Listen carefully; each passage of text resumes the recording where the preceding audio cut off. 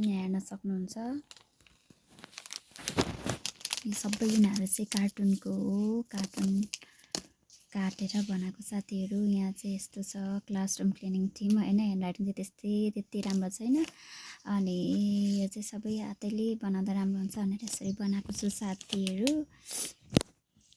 यहाँ चाहिँ नहटेर यो मैले यो राख्ने पनि साह्रै सानो बनाएछु कि अनि त्यही भएर हेर्नु कस्तो नराम्रो देखिएको जे होस् अब यतिकै राख्नु पर्ला सुरी राख्दा कस्तो हुन्छ होला गाइजहरू है मैले त्यसरी राख्न आँटेको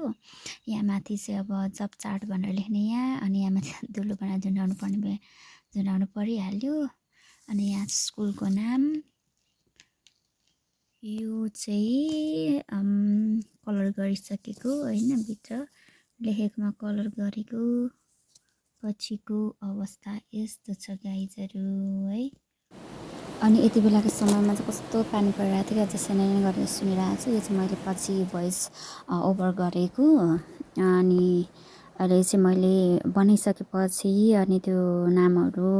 चाहिँ राख्ने हो अनि त्यस पछाडि चाहिँ यस्तो भएको थियो मेरो है अनि बनाउँदै गरेको उयो भिडियो बनाउँदा पनि हो तर स्ट्यान्ड छैन नि त्यही भएर आफैले गर्नुपर्ने हुँदाखेरि चाहिँ त्यस्तो राम्रो बन्दैन रहेछ अनि हुन त अहिले पनि खासै राम्रो भिडियो चाहिँ बनाउन चाहिँ सकेको छैन जे होस्